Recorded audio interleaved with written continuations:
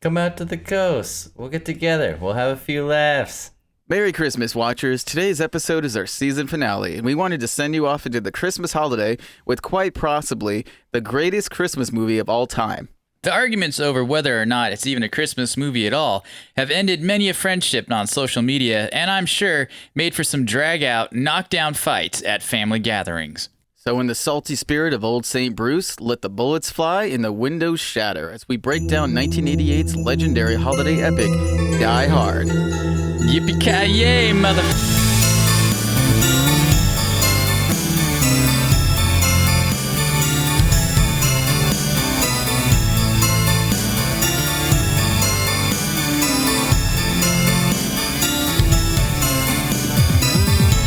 Once again, Merry Christmas, and welcome to the Midnight Watch Podcast, the show where we discuss classic, cult, and modern classic movies. We're your hosts, Josh and Jeremy Baruto, and we try to review movies that are at least 10 years old and see what kind of impact they made or are still making on culture and the film industry. We're all about spoilers here, so if you don't want that, pause this, go watch the movie, and then come on back. We rate these movies in 4 categories. Number 1, the level of impact and success it had when it was released. Number 2, how relevant is it today?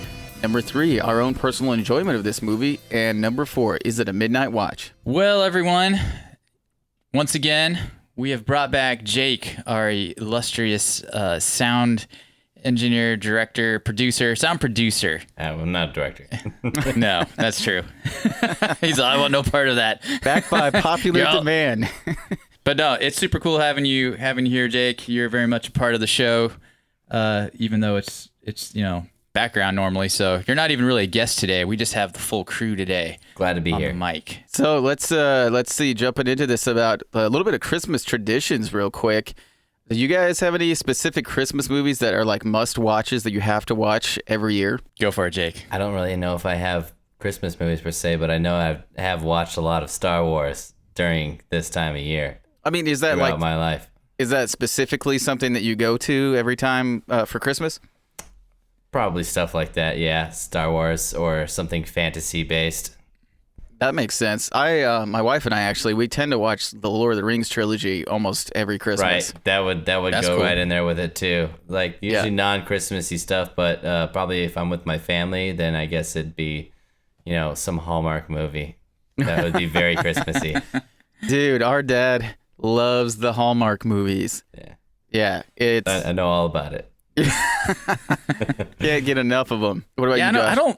I feel like when we were kids, other than like White Christmas, I can't think of any ones that we like had to watch every year. I don't know. I do like to watch White Christmas still when I'm allowed to. It's an older movie, so my wife and kids don't always want to watch that one with me. But ones that are definitely a must watch, we got to watch Elf. That's a modern classic. We always. Is it? Yeah. We always watch Muppet Christmas Carol. That's I've never seen that. Really? Yeah. Do yourself a favor this year. I will. It is a holiday treat. Awesome. And then the other one is Love Actually, that Trinity and I try to watch that one every year. I'm trying to think we like The Grinch a lot. That movie that's a movie that we freaking quote that movie year round, actually. Randomly, and that movie and The Princess Bride, but we don't watch The Princess Bride around Christmas time. The only other movie I think that we watch normally around Christmas is Die Hard, actually. So really, we could jump into that. So do you guys feel like this is actually a Christmas movie? Besides the music scoring and the bells and maybe a few things set up here and there, it's and a Die Hard of it being Christmas. It's a Die Hard argument, though. Like, people for example, Bruce Willis has stated that it is not a Christmas movie. And then 20th Century Fox has stated, no, it's definitely a Christmas movie. And actually, since Disney owns 20th Century Fox now, it's a Disney Christmas classic. So, yeah. Nice. They came out and they were like, yeah, no, it's totally a Christmas movie. Which is funny, though, because this movie was released in July, which that doesn't really make sense. There's a lot of interesting stuff with this. Let's jump into the next section that we always forget about. First experiences. You guys, let's go start with Josh. When's the first time you saw this movie? I was trying to think about that earlier today. I don't remember the first time I watched this, but I do specifically remember a long time ago I was actually, when I was in Dallas for training, when I just got hired at Southwest, and my roommate didn't want to go out with everyone else. They were all going to a bar or something, and he just wanted to hang out. And he's all, "Oh, Die Hard's going to be on HBO tonight." So we just got pizza and beer and just hung out in the hotel room. I think we had a few other people come hang out too. And I remember watching it then. That's one of the earliest times I can remember. I know I'd already seen it before, but that really stands out as like a really landmark time of me sitting down to watch it and really enjoying it. That was almost 14 years ago. Yeah, I think it was a minute since I've seen this for the first time. I honestly can't remember the first time I watched this movie, but it was probably like 10, 15 years ago as well. No, not 15, probably more like 10 years ago. But yeah, it just kind of came the tradition to watch this movie every Christmas. And I think it was kind of first like, yeah, I'm so cool, I'm watching Die Hard at Christmas. And then now it's like, I just kind of watch Die Hard during Christmas. That's just what you do. So... yeah. What about you, Jake? I honestly can't remember per se, but if I had to guess, I'm pretty sure I was probably in a hotel somewhere in another state during a travel hockey tournament watching this. No way, eh? Yeah, that's awesome. Well, I just know my dad's not a big sit-down movie-watching guy, so if it was going to happen at that time, mid-'90s, we were probably in a hotel. I probably saw bits and pieces and then passed out to it. Along with another movie that's kind of related as far as having actors and same scoring guy, which is Robin Hood. Ah, okay. I definitely remember specifically seeing that in a hotel as well. Hey, yeah. And you got Alan Rickman in that movie as well. Yep. Right. Yeah, Bruce Willis is he's not in that movie. I have no Not jokes in that on movie. that. Yeah, I I was wondering how we're going to pull that one out. Yeah, I got nothing. Yeah, I had the name of the score, the guy who did the scoring or the music. Not even, I wouldn't say score, but composer. The guy just who did music stuff with a piano that was very similar to one that I had in the 90s, or at least one that could mimic everything that he used in that movie, other than tracks that he just slowed down. Oh, that's awesome. Who was the composer? Michael Kamen. There we go. Was the composer. Okay. I just pulled that up too. I was like, there's my notes. Yeah. He did the music for Robin Hood as well? I wouldn't say he did the music, but chose the soundtrack, because the song by Bryan Adams, "Listen to Your Heart," that's in Robin Hood, but I wouldn't say Michael Kamen wrote it. But there is plenty of scoring in the movie as well that he did do all of. I know he didn't want to use "Ode to Joy" as the Terrorist theme songs until John Mctiernan was telling him like, hey, they did that inside Clockwork Orange. So, and that's when he was like, oh yeah, I do like that movie. Well, I'll go ahead and use that. So, it worked. It works when they slowed it down like that and then just lowered the velocity of all of it so that it sounded like dark and creepy, but you could still tell it was a Christmas jingle. Oh, absolutely. Okay, man, we're about to jump into this deep. This is going to be a good conversation. Well, I was just gonna jump in right here. He is on the music credits for Robin Hood. Oh, Michael okay. Kamen. I thought you were going to say Beethoven. No, but Michael Kamen also is on the credits for that. So that's probably why you definitely heard that similar. All of these composers, they got their sound, and then you can definitely tell. It's like John Williams. You know a John Williams soundtrack when you hear it. On Christmas Eve, 1988, NYPD detective John McClane arrives in Los Angeles, intending to reconcile with his estranged wife, Holly. He is driven to Nakatomi Plaza by his driver, Argyle, to attend a Christmas party held by Holly's employer, the Nakatomi Corporation. Argyle waits for McClane in the garage. While McClane changes clothes, the tower is seized by a German radical, Hans Gruber, and his heavily armed team. Carl and his brother Tony, Franco, Theo, Alexander, Marco, Christoph, Eddie, Uli, Heinrich, Fritz, and James. Those inside the tower are taken hostage, except for McClane, who slips away. Gruber interrogates Nakatomi executive Joseph Takagi for the building's vault code. Gruber reveals that he plans to steal $640 million, which is the equivalent to $1.38 billion in 2019, apparently, when this was written in Wikipedia, just in case I didn't mention that before. And in Untraceable Bearer Bonds, the gang is pretending to be terrorists to conceal the theft. Takagi refuses to cooperate and is executed. Theo is tasked by breaking into the vault. McClane, who is secretly watching events, triggers a fire alarm to alert authorities. Tony is sent after McClane, who kills him, obtaining his weapon and radio, which he uses to contact the Los Angeles Police Department. Sergeant Al Powell is sent to investigate. McClane kills Marco and Heinrich, recovering the latter's bag of C4 explosives and detonators. Seeing nothing amiss, Powell prepares to leave when McClane drops Marco's body onto his patrol car. Powell summons the LAPD. A SWAT team lays siege to the building, but are neutralized by gunfire on the ground floor and anti-tank missiles fired by James and Alexander. McClane throws some C4 down an elevator shaft. The explosion kills the pair, ending the assault. Holly's co-worker, Harry Ellis, attempts to mediate between Gruber and McClane for the latter's surrender. McClane refuses, and Ellis is killed. Gruber checks the explosives installed on the roof and encounters McClane. He portrays himself as an escaped hostage. McClane offers him a gun, and Gruber attempts to shoot him. When he attempts to shoot him, the gun is empty. Carl, Franco, and Fritz arrive. McClane kills Fritz and Franco, but is badly injured by shattered glass from shot-out office windows, and is forced to flee, abandoning the detonators. Outside, FBI agents commandeer the situation, ordering the power shut-off. As Gruber had anticipated, the power cut disables the final vault lock. His team collects the bonds. Gruber demands a helicopter to be flown to the roof. The FBI agrees, intending to send gunship helicopters to eliminate the group, regardless of collateral damage to the hostages.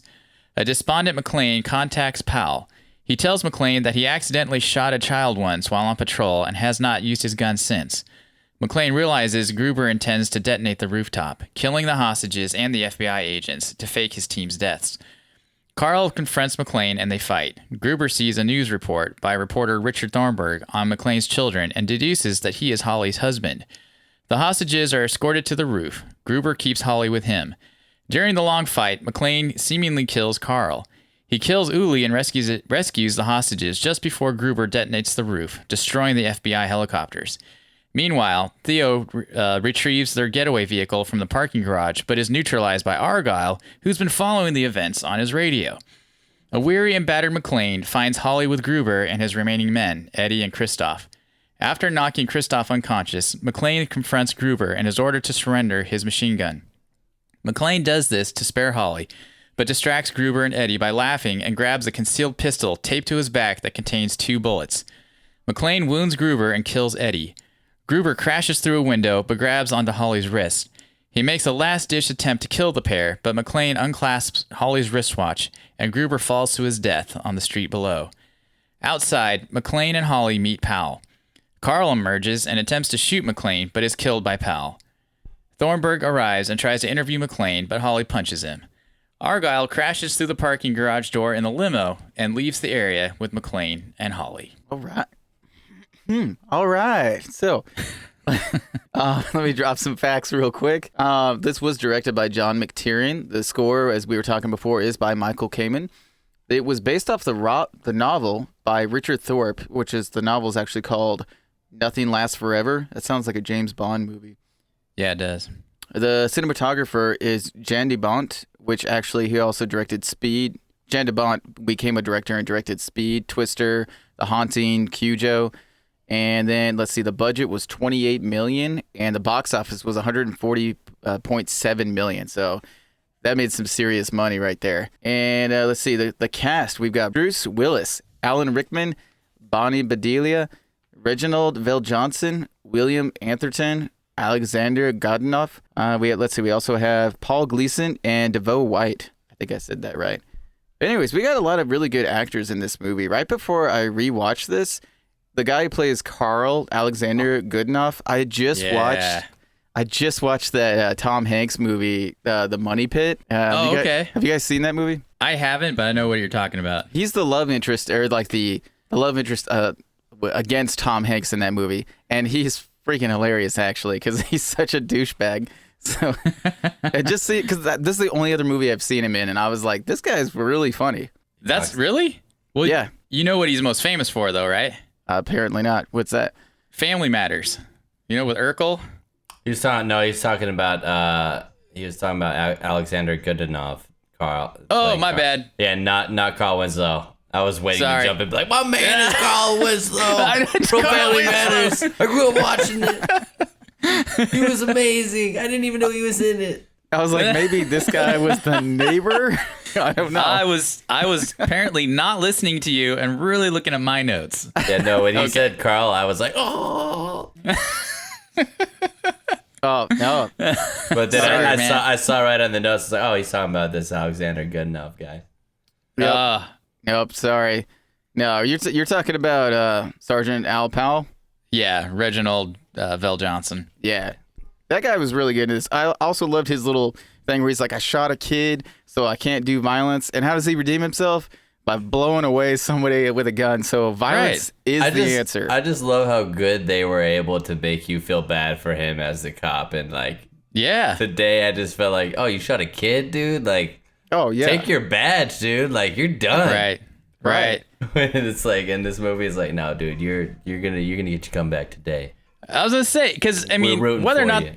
whether or not this is a Christmas movie, I think we can all agree at the end of the day, this is a movie about how Al got his mojo back. 100%, all the way, and then how great of friends that him and John McClane were.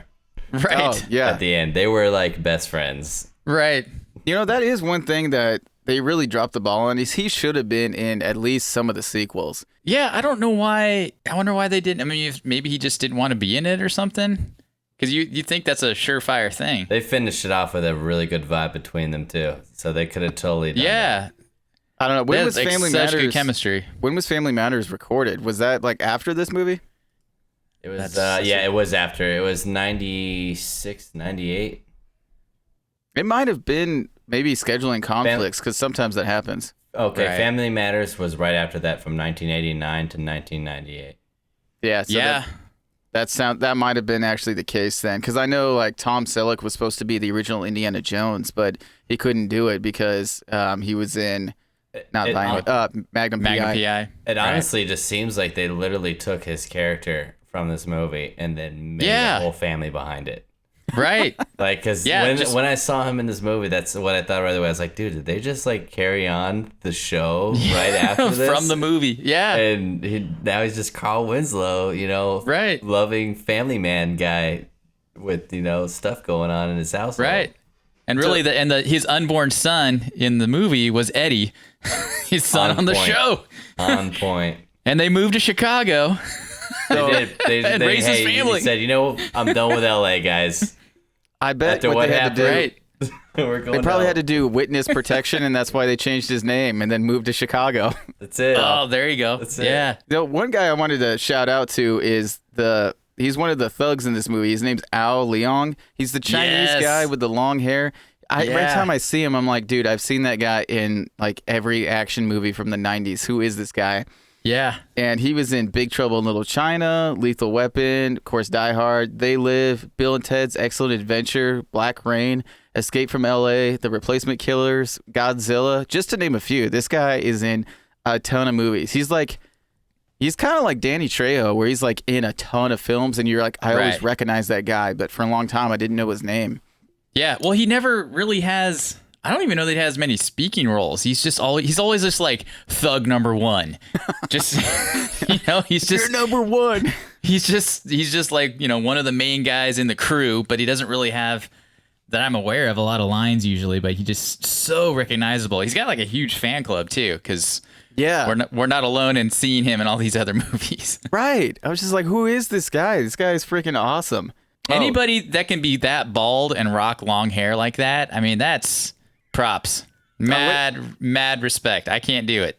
That's Oh, like man. Reggie from Phantasm, dude. It's he's rocking the skullet. The skullet. Gullet. That's it. I love it. I love it.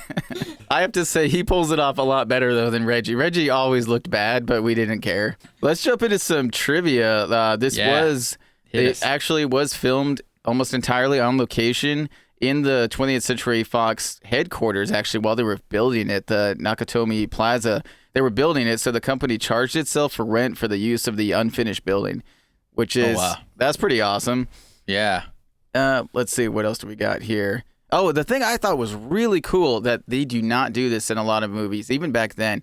Those explosions were not miniature explosions. They were like full on massive explosions that they filmed. So like the explosion on the ceiling, they actually had tons of people call the police station because they were like, what's going on? Because it's downtown on the roof of LA. the building. Yeah. So that was pretty awesome. When I found out about that, I was like, dang, that's freaking legit. Yeah, Yeah, that's super cool. I need to also say this was morally objectionable by the Catholic Church, so it did not receive the Pope's blessing, unfortunately. Really? Yeah. Why? It was morally objectionable. I don't know. Just too violent? There was a lot of shooting going on and a lot not reloading and having tons of bullets. I think there was that is the cardinal sin. You're right. That's true. That's a good point, Jake. I do count sometimes, like when they're shooting, I'll like literally be counting and be like, how do they not run out of bullets? Especially, I just watched the movie The Killer the other day, John Woo's movie with Chow Yun-fat. Have you guys seen that movie? I'm pretty sure I've seen that one. Anyways, a long time ago. Yeah, it's a gun ballet movie, ballet of bullets, and they never reload, and they're just always like, and I don't. Right. Yeah, it's the magic of Hollywood, or Hong Kong, right there. Like, how does that pistol have 47 shots in it? That's amazing. Awesome. Let's see. Also, this was the feature film debate of Alan Rickman, so he was really nervous about that, but about how his first Hollywood role would go over, but he blew it away. Like immediately, people were like, "This guy is really good. Who is this dude?" Right. So, yeah, that was pretty legit. Yeah, he's one of the most iconic villains, I would say, in 100%. Movie history. I mean, between this, I mean, Jake, I'm glad you brought up Robin Hood. I mean, he's the sheriff of Nottingham, and he's a bad man in that one. He was a bad dude. We watched that while I was out of town, dude, and he was a bad guy. Couldn't watch it in town. It was too bad. Right. Dude, I had to get out of my house to watch that movie. And then, of course, to kids in the last 10, 12, 15 years or so, he's, Severus Snape in the Harry Potter movies. Right. Not really, more of an anti-hero in that one, right, but still, definitely. He's got the bad guy vibe just oozing off of his greasy head. You feel that he's the bad guy, the majority. I thought he was until I read the books, and then I was like, oh, I'm mistaken. Yep. Oh, spoiler alert. Sorry, guys. Oh, no. I know. What else do we got? You guys got any interesting tidbits on this before we really dive deep? Oh, my only other thing that I couldn't get in my head the whole time, I was like, dude, Argyle, man, like, you're just gonna hang out in this car the whole, like, it's nighttime. Like, I'm thinking this is, at least you've been in that car for at least 6 to 8 hours, right? Like, at least like, a full shift. You've been just chilling and partying in this car in the basement. Like, right. That's a solid friend right there. That just I'd assume he's on the clock. But even still, like, you see him on the phone and he's listening to music and drinking, and apparently that was enough to entertain him, like you said, for hours. Right, dude, just like all day, all night, jamming it. When I first, so let me back up real quick. I never knew that Bruce Willis was known as a comedian before. Since growing up, I always thought Bruce Willis was an action star. I didn't realize that this movie was like his breakout role as an action star. But people didn't think that he was going to actually be able to pull this off. So they took his face off of the posters because when their initial reactions from the trailers, they thought this was going to be a comedy because he was in it. So they took his face off the posters. And then after the film was released and people had a really positive reaction to it, then they put his face back on there. But I didn't realize that. So when I was researching this, I was like, wow, that's pretty awesome. So when he's like making jokes and stuff, I was like, hey, Bruce Willis is pretty funny. Then you watch Red and he's pretty funny in that as well. Yeah, I did not know that he did that. My Christmas wish is I want to find ways to watch TV versions of these older R-rated movies like Scarface or like Shaun of the Dead, And so like they basically, the classic line from this movie, Yippee-ki-yay, is on TV, it's Yippee-ki-yay, melon farmer. And melon farmer? Yeah. So that's why I want to find like TV versions of all these old school movies, because somebody had to go through and like match, like we have all the bad lip dubbing things on YouTube. Like somebody had to literally do that in their job and like figure out how to mix that so it sounded right, so it went. And we don't have that now on our streaming services. So I hope that we can find that where somebody just has like the TV versions or like a commentary track you could just download and play it during the movie. I would love that. That is hilarious. That would be very cool too. Go ahead. It's funny though. I've never really thought about how we don't watch TV versions of movies anymore, really. I mean, I don't know too many people that watch live TV or, something that's been edited for TV, because you're right. You're constantly streaming something that's in its original form, or if it's been changed, it's because they added more stuff to it, or in some way, I'm doing air quotes, made it better. And, More but family friendly. definitely not chopped to pieces like you would see, for commercial time. And then obviously for editing, for, swearing or violence or nudity or whatever. Right. Like I was at work the other day and they were playing Slumber Party Massacre in the break room. And I was like, dude, that movie's got a lot of swearing and a lot of nudity. And I wanted to like sit in there and watch to see how did they edit this for TV? Because it was just like on like Bravo or something like that. And unfortunately, I had to go back to work. Got to pay the bills. But you didn't see if they blurred out the boobies? I was wondering if they're just going to completely cut out scenes or whatever. But anyways, yeah. That's a tough movie to cut scenes out of. That's like half the movie. Right. It's a 45-minute movie now. So Die Hard actually is a sequel, technically. It's a sequel to the book The Detective, which they made that movie in 1968, which starred Frank Sinatra. So this movie actually, they had to ask Frank Sinatra if he wanted to be the main actor in Die Hard. I kind of want to see that version, actually. Yeah. And I think that would be awesome. But he was 73 years old and he turned it down. But hey, if Fred Astaire can still do awesome stuff in The Towering Inferno and he was in his 70s, I think I could see Frank Sinatra, dual wielding weapons, running around barefoot at 73. You know who would have done it is Sean Connery. If Sean Connery had been in the original, Oh yeah. I bet you for sure he would have done it in his 70s. He might have. You're right. Probably would have been a lot more elegant too, though. Like he wouldn't have like the wife beater shirt on. He'd have like a full on like I don't know, golfing jacket or something like that. Rippy car, yay, melon farmer.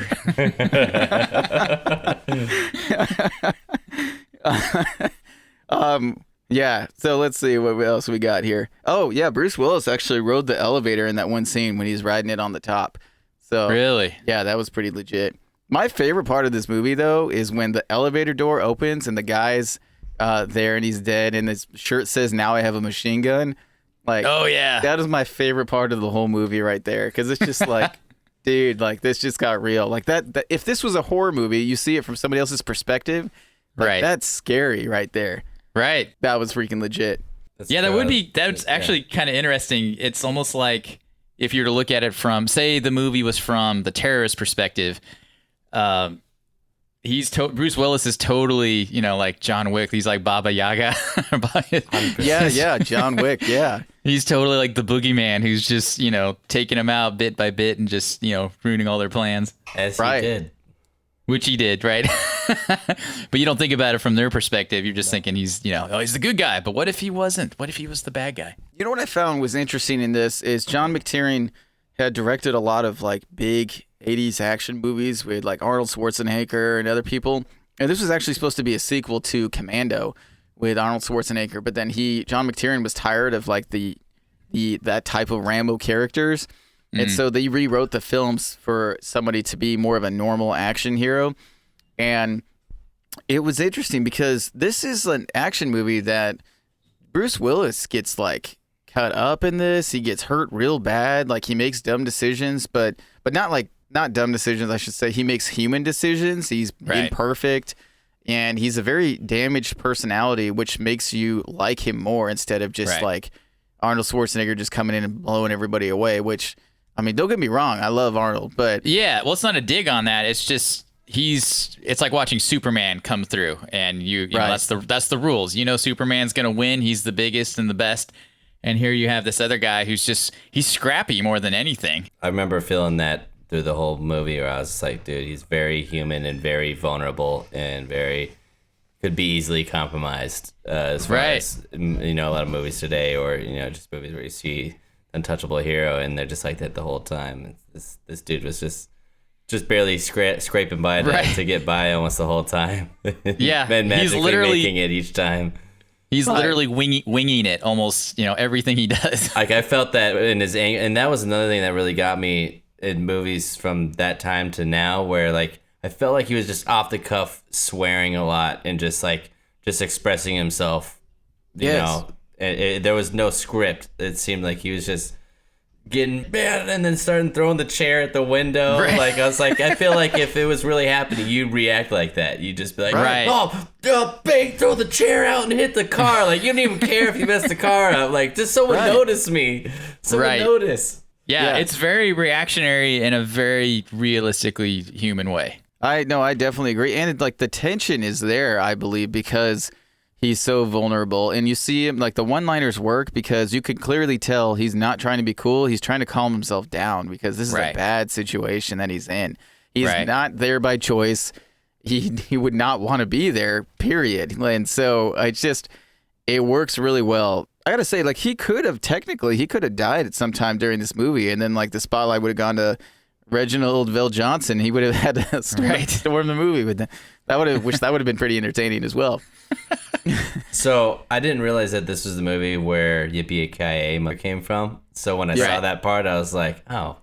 And I've also seen that like picture, that shot of him in the air duct with the light. Yeah. I've seen that so many times, but I've never actually seen that part. And I just want to say, I know that when I'm in a stressful situation, I would definitely find myself using humor to try to deal with it. So that's another thing that a lot of people do. You're making jokes. You're trying to just laugh your way through this tough situation. One thing I actually was reading up on this too, and the part, when he jumps from one vent to the other and he misses the vent, and you're like, oh man, that's so cool. Like that was totally not planned. The stuntman missed the vent by accident, and they kept it in the movie, and they reshot the part where Bruce like recovers from that. And no way. Yeah, it keeps that vulnerability going. And yeah, because that's pretty brutal. I remember seeing that part too and thinking that. I was like, man, he barely made that. Or something clipped over. You just... Oh, dude. Yeah, that would have been, that was, I kind of feel bad for the stuntman, And the thing that too, like, it's sort of a disappointment. As you watch the sequels going on, he does become the kind of character, like the Rambo kind of character, where he's just like, he's jumping off of planes. He's doing all kinds of crazy stuff. He's falling from like 6 stories and walks away. He gets stabbed in the abdomen with a freaking piece of pipe, and he probably should have bled out, but then he just keeps on going for the rest of the movie. Just shakes it off. Yeah, shake and bake. Rub some dirt on it. We're good. Right. You think if it was Wolverine, that makes sense, but it's not. It's John McClane. So which they're coming out with another Die Hard movie, so we'll see if it's really. Wow. Yeah. Yeah, I think they should come up with the last one should be like Die Hard, Rest Easy. It's like it should be a sequel to like Bubba Hotep. That would be more fun if they did something like that. That's a mashup. Oh my gosh. Yeah, that would be freaking legit. That'd be the 6th movie in the series, I guess. Is that right? 6th movie. That makes sense because you'd have, I don't know, as far as doing things in even numbers, I guess you could say. You got the first 3 that kind of run together, and then having the 3 as he's a lot older. He should have like an adopted son or something in the third, in the new one, and just like he just has more people he's related to, and they're like, wait, I don't remember you from this or that. No, what they need to do is bring Al Powell's son, who would have grown up by now. They should bring him into it and tie it all the way back to the beginning with Al. That would actually make a lot of sense. 100%. Bring Carl Winslow back, please. Yeah. Bring Eddie Winslow in. Yeah. No, that would make a lot of sense. So this movie was actually the original novel. The action took place over 3 days, and then they squished it all together for the movie, which I think, I feel like that works better, though, because I don't know how that would have spread out over 3 days. I kind of want to read the book now to see how that works. Right. When was the book written? I don't know. The first movie was made in the 60s, so it was probably the 50s or 60s. I kind of want to come back to this. That's kind of a good segue. Back to the whole, is this a Christmas movie or not? And when you look at, aside from, there's some Christmas songs playing in the background, it's on Christmas Eve, the whole point of how the heist happens is because of Christmas. There is a Christmas party that brings everybody together. Everybody's loose and drunk. Security's lax. Yeah. The cops are busy elsewhere. The whole reason that Bruce Willis is coming to LA is to try to reconcile with his estranged wife, see his family for Christmas. So it really, really, has to do with these Christmas elements. And then you can get, I read this in an article yesterday or today, and They were really breaking it down to where you have, the unborn child like Jesus. You have Carl Winslow's son, they keep referring to him, and he's kind of like a Joseph kind of character, trying to, he's working overtime to take care of his son. I forgot about that scripture in the Bible where Joseph shot a kid. Yeah. Right. And where he picked up Twinkies, for right. Mary at the stop and go, on the way to Bethlehem.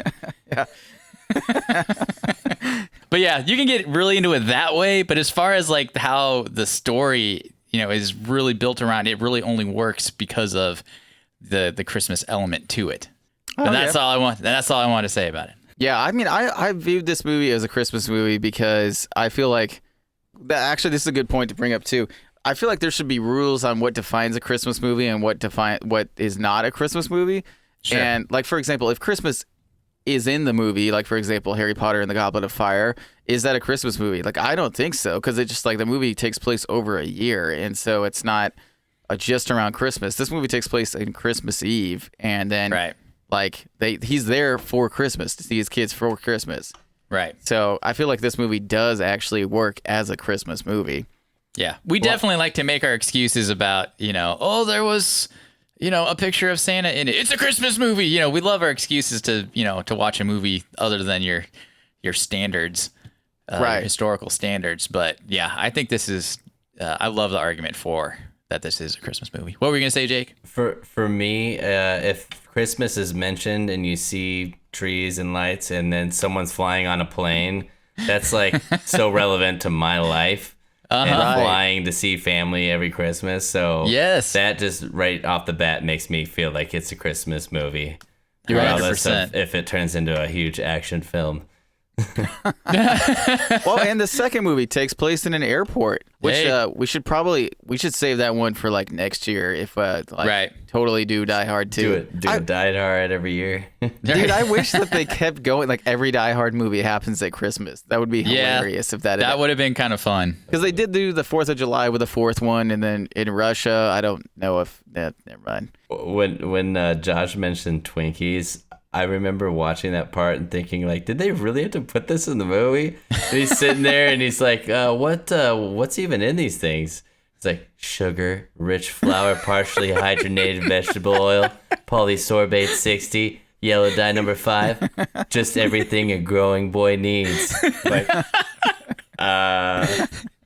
okay. Just in that perfect, like, deadpan, Carl Winslow voice. It was his deepest moment, and the camera got so close up, and they were like having this touching moment. If they were male and female, they would have started making out or having phone sex. I bet that somebody lost a bet, and that's why they put it in. They're like, you will list every ingredient in a Twinkie in this movie. Right. You could tell and you could tell watching his eyes in the movie that he was like going through memory of like that he took time to memorize these ingredients. Right. That man has spent a lot of time with Twinkies. You can tell. Okay, so the real knows question, them intimately. The real question is, have you ever tried the whole rubbing your bare feet on the floor with the carpet?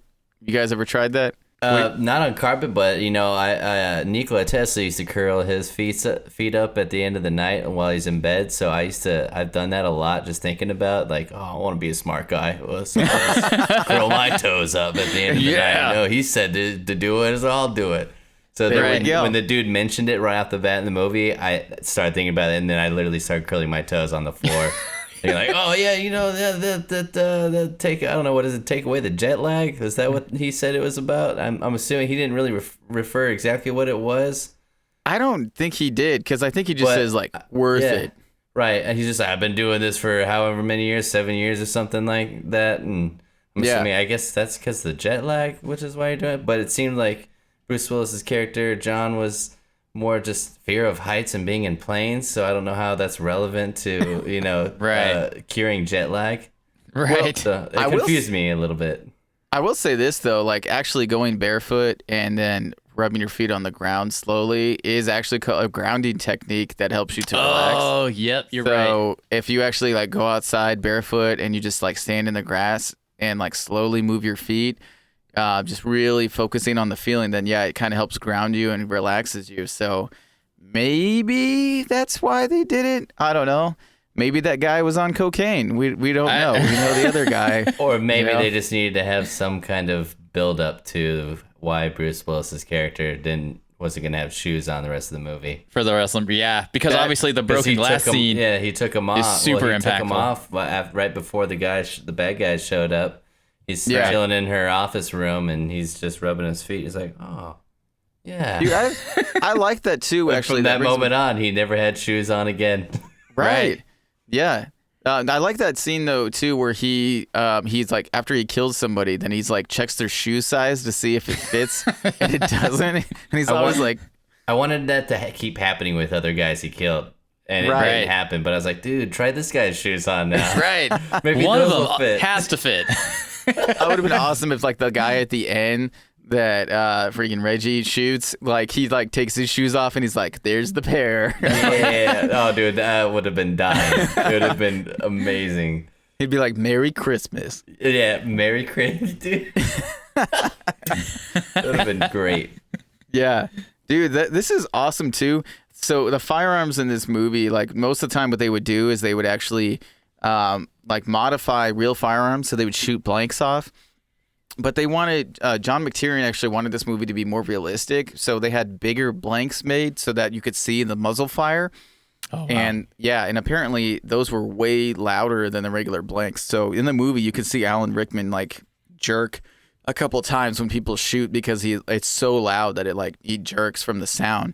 Right. So it's pretty cool because also too, they apparently the only gunshot sounds they had in the library of sound effects was from the 1950s. So this is one of the first movies where they went out and actually recorded gunshots and on the range and then brought it in and then actually put that in the movie. So I think that's why also like to the correlating weapons. Yeah. So that's cool. I think that actually is a big deal because like sound is a big deal for, like just, oh yeah, you're watching a movie and if you've got amazing sound, that is literally, you don't realize it, but that's like half of the reason you're watching the movie. Right. So the Foley always, like, I'm always listening for the Foley artists guys in movies. Sometimes you can tell when they use samples or like door opening samples that have been used for years. Oh, like in Star Wars, the certain screams when the guy's right. Die. Oh yeah. But then shoot. Yeah, so I forgot that guy. Movies like the one with Johnny Depp and Disney, where he's a pirate. Pirates of the Caribbean. So a lot of that was like full on 100% Foleyed in a studio where dudes were making every little sound effect of ruffling the clothes to the jingling of the necklace and his earrings and his everything. Like they'd just do every little sound effect. That's so old school too. I love it. I listen for those movies and you can tell when they're like really going all out and putting some real effects in there, at least coming from a sound guy perspective. Absolutely. I appreciate it. I appreciate when they put that extra work in there. I love that too, because I know they did the same thing with Indiana Jones, the Raiders of the Lost Ark. Like the whole with the boulder rolling down, they actually had a convertible that they just were backing up down a gravel road, and they were recording the sound next to the back tires.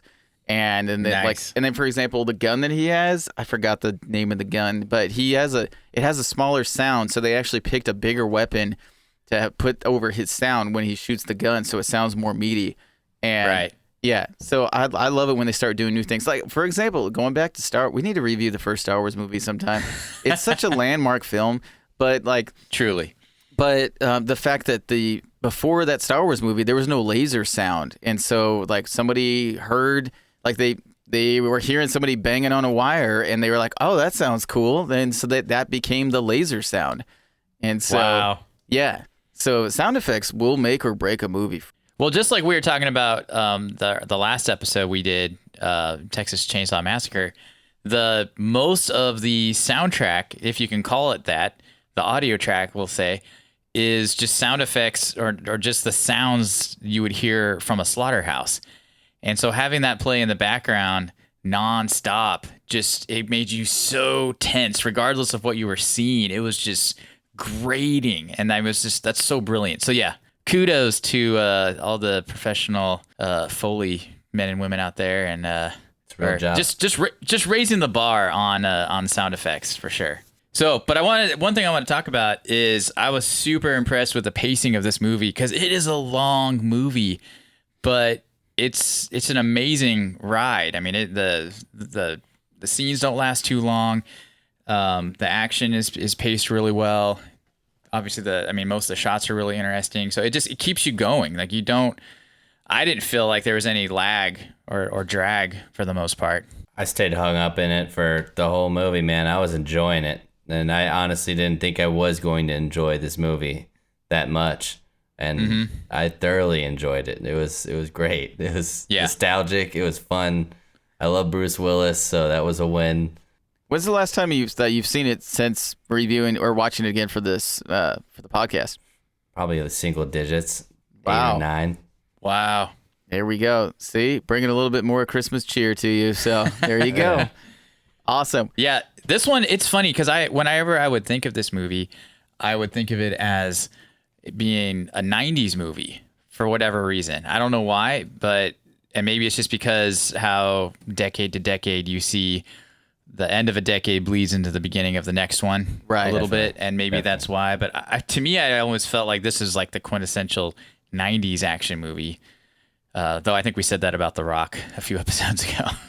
I definitely thought this was a 90s movie until I found out it came out my birth year.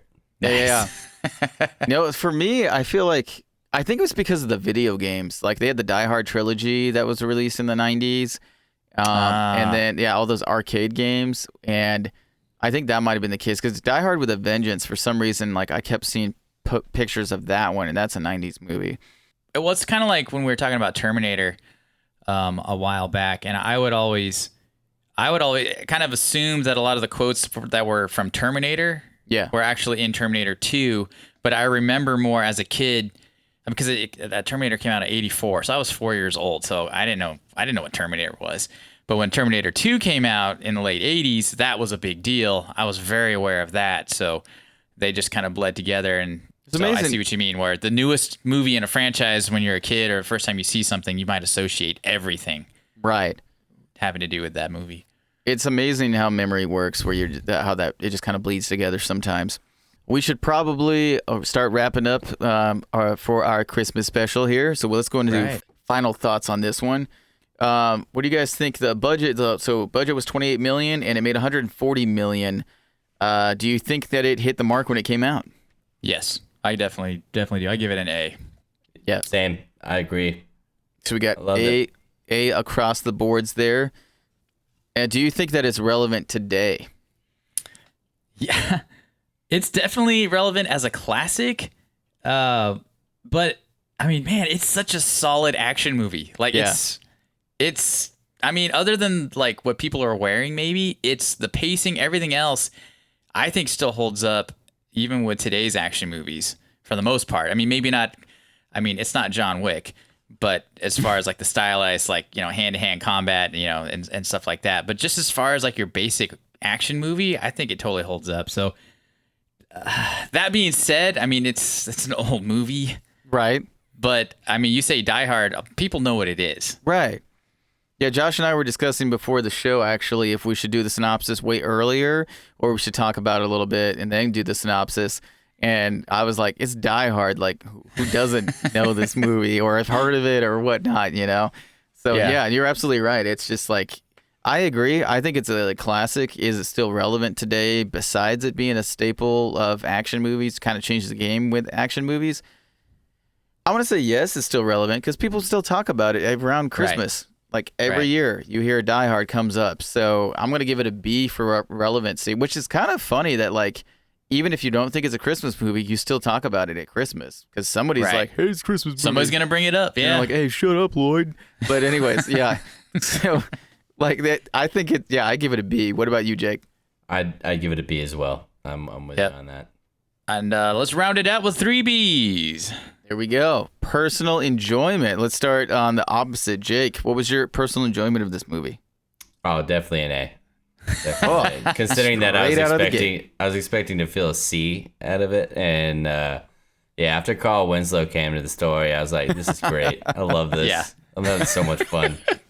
He totally steals the show. He's amazing. Such good chemistry. But yeah, I I'm with you there with an A as well. And I knew I was going to enjoy this movie because I hadn't seen it in a few years.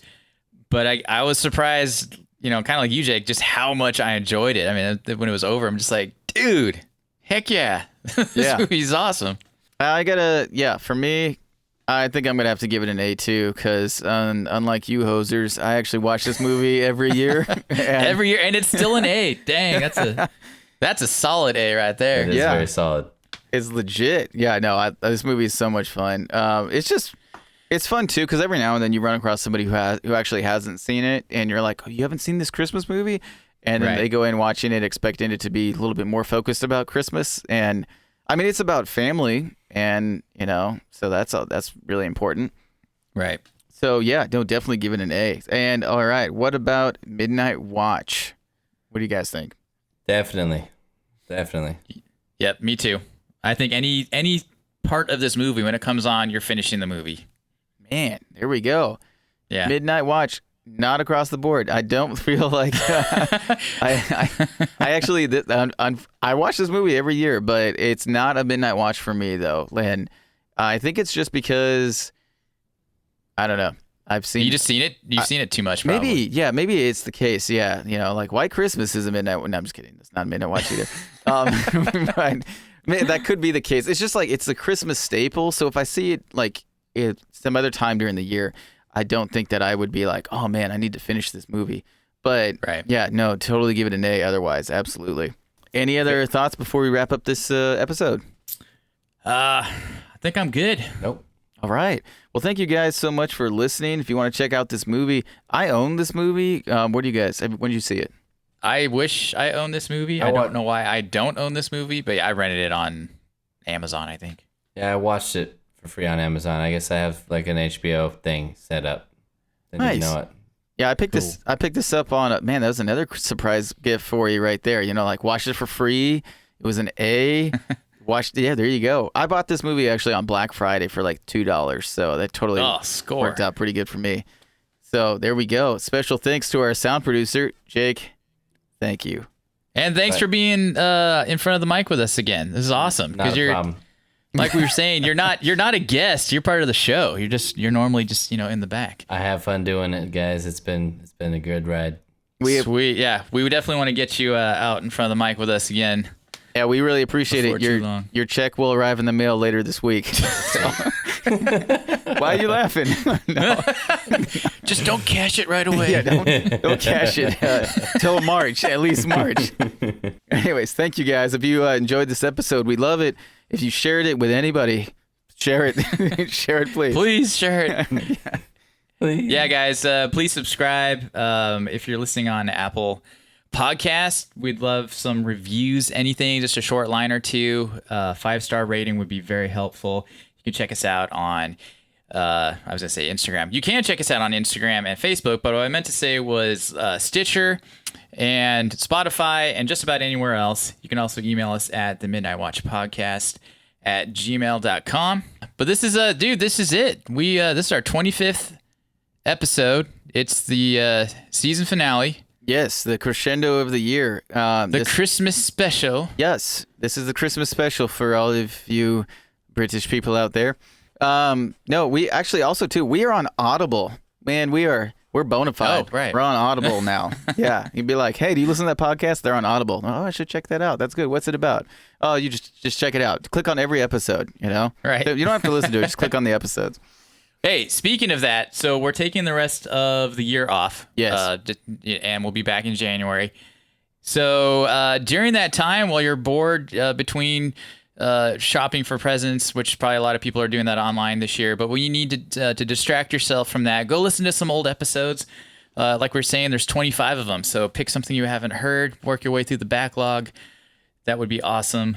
Yes. As well. It's been an amazing year. We appreciate all the support and all the shares. It's just been awesome. We've got a lot of awesome things in the mix for next year coming back strong. So, Season 2. More cliffhangers, more plot twists, more... Well, no, gratuitous nudity. No. We're not doing video yet, Josh. All right. All right. Well, thank you guys so much. You have a great the rest of the year. Merry Christmas. And as always, keep up the watch.